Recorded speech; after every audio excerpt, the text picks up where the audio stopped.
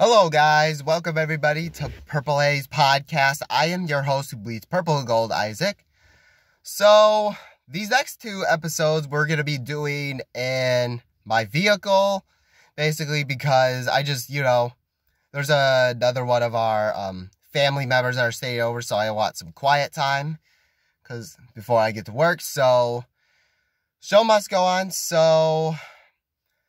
So I kind of want to go over this idea of, basically the Vikings and the bridge quarterback. I talked about it, I talked about it last week, how the Vikings should get a bridge quarterback, which I think is still true, by the way.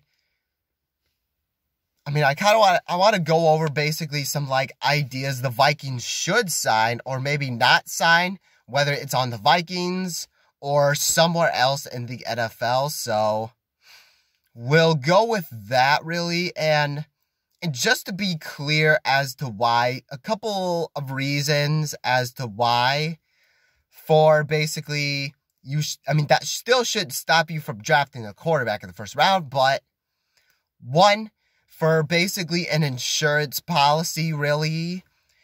And because if the starting quarterback that's really good gets hurt, you basically need someone to hold you afloat for a few games, maybe the whole season. I don't know how long, but you need that type of quarterback to do something and then to basically keep you afloat, I guess I should say.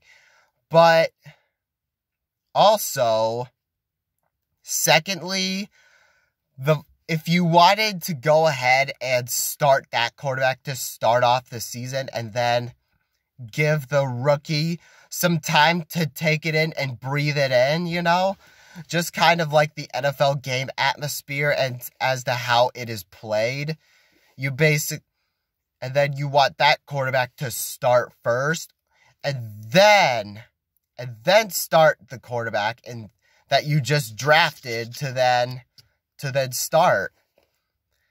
Basically, I got a few ideas, but to start off with the Vikings roster, Nick Mullins, make no mistake about it, he's a turnover machine. He can throw an interception, but also, he can also play as well. This dude can play. He could put up some yards against some defenses. We saw that against the Bengals and the Lions and the other Lions game as well.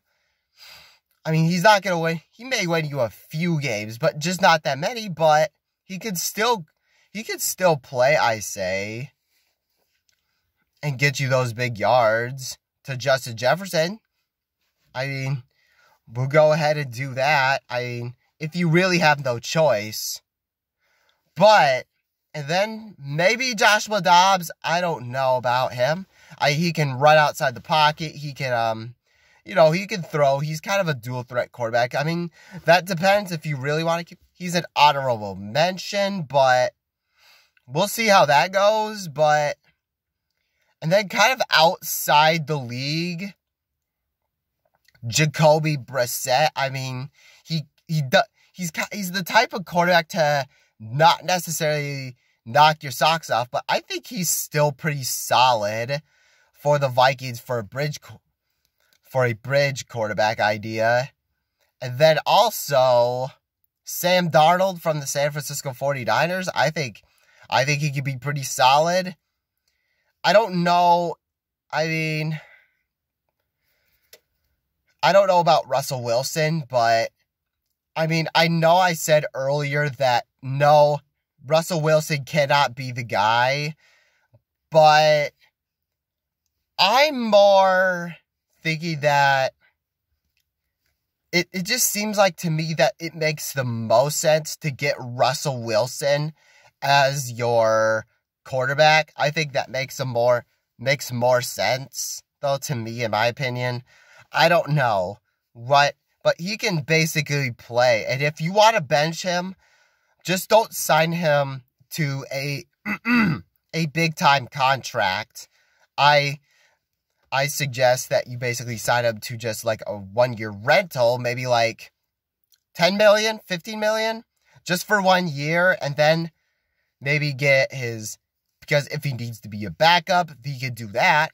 Or if you want him to start, he could definitely do that. I think, as crazy as it sounds, I think Russell Wilson might be the best bridge quarterback idea if we wanted to.